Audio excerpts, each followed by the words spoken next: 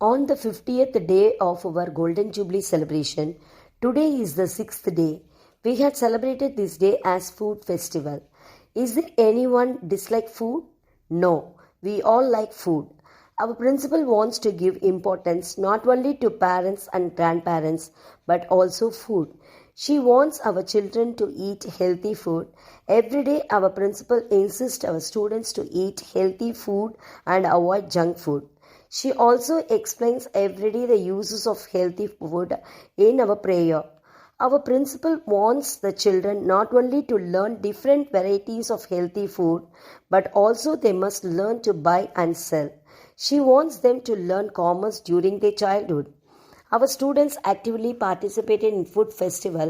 From LKG to 12th standard students participated in this festival. We appreciate our LKG, UKG and primary parents for their involvement in doing fruits and vegetable carvings. We exhibited their carvings. Our principal cut the ribbon and started the event. She lit the kuttuvilakku and wished the children Happy Children's Day. Our toddlers to our higher secondary students brought their dishes and sold their dishes and got ample of profit. Our principal saw all dishes and tasted some. All the students enjoyed all the food and especially the event. We thank our principal for giving such a wonderful opportunity for the students to enjoy on the 50th Golden Jubilee and the Children's Day. We present the whole event through this video. I hope you can enjoy. எங்கள் Cambridge பள்ளியின் 50வது பொன்விழா கொண்டாட்டத்தின் 6வது நாள் இன்று. குழந்தைகள் தின விழா மற்றும் உணவு திருவிழா இவை இரண்டையும் ஏற்பாடு செய்திருந்தார்கள் எங்கள் பள்ளி முதல்வர் அவர்கள். எல்கேஜி குழந்தைகள் முதல் +2 வரை மாணவர்கள் அனைவரும் உணவுகளை சுவையான முறையில் செய்து கொண்டு வந்தார்கள்.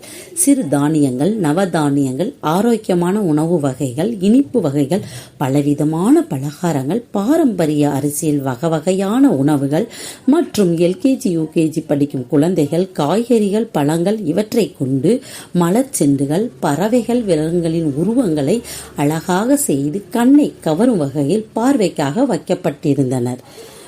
ஒவ்வொரு மாணவர்களும் வீட்டிலிருந்து செய்து கொண்டு வந்த உணவுகளை அழகான முறையில் வரிசையாக தனித்தனியாக வைத்து ஒவ்வொருவருக்கும் கொடுத்து மகிழ்ந்த விதமும் உணவின் வகையும் சுவையும் எங்களை பிரமிக்க வைத்தது.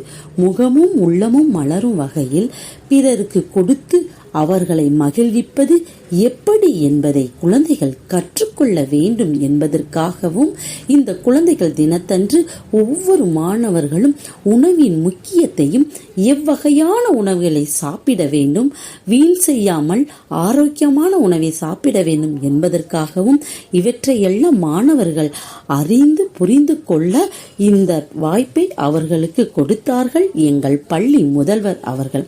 அந்த வாய்ப்பை சரியான முறையில் பயன்படுத்தி அனைவரையும் உணவால் மகிழ வைத்தார்கள் எமது மாணவர்கள். உணவை உண்டு மகிழ்ந்த உணவு திருவிழா காணொளி இதோ.